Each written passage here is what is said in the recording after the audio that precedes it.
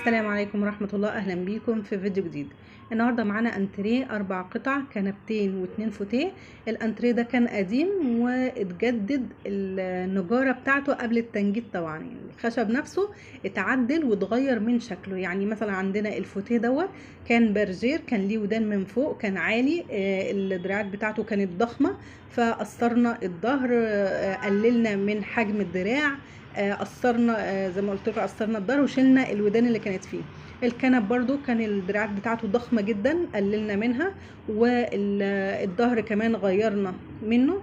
زي ما انتم شايفين كده الكنبه ديت بعد ما اتنجدت كده عاملين شق في النص اللي هو التشييش، مش كل جزء مفصول لوحده، لا هو بس عباره عن شق كده بدون غزل في النص. ماشي. زي ما انتم شايفين الدراعات برضو قللنا من حجمها. ده الفوتيه كده بعد التعديل. طبعا هحط لكم الصور بتاعه الانتريه قبل التنجيد، قبل ما ننجده وقبل ما نصور الانتريه ونعدل النجاره بتاعته. هتشوفوا الصور بتاعته كان شكله عامل ازاي وبقى عامل ازاي. طبعا هنا احنا لسه بننجد فيه، لسه ما اتشطبش.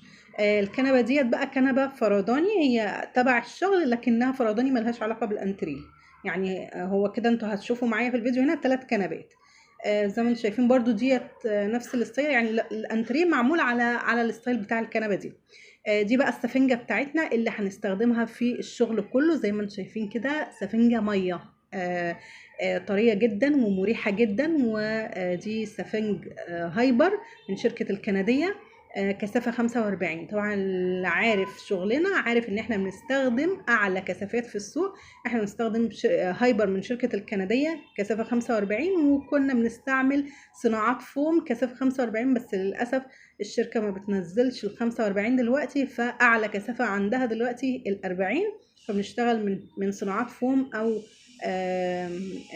في شركات تانية زي بيوتي، شركة بيوتي برضو بتنزل كثافات عالية. فالمهم ان السفنج المضغوط اعلى كثافة فيه حاليا 40، وده اللي احنا شغالين بيه.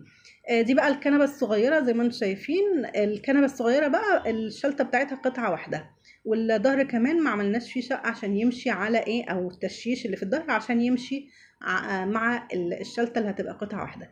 ده كده القماش المشجر اللي هيتعمل منه الفوتيه، ظهر الفوتيه والشلته بتاعه الفوتيه، وهيتعمل منه كمان الكوشانات زي ما انتم شايفين كده. طبعا هنا الظهر عندي ثابت، بس هيبقى فيه كوشانات صغيره كده مستطيله. ف الفوتيه بسم الله ما شاء الله طالع شكله تحفه. يعني بعد ما تعدل كمان، بعد النجاره بتاعته ما اتعدلت، بقى شكله جميل جدا. وطبعا الصور بتحكم، انتوا هتقدروا تحكموا على الكلام اللي انا بقوله ده من خلال الصور اللي هتشوفوها قبل وبعد. تمام.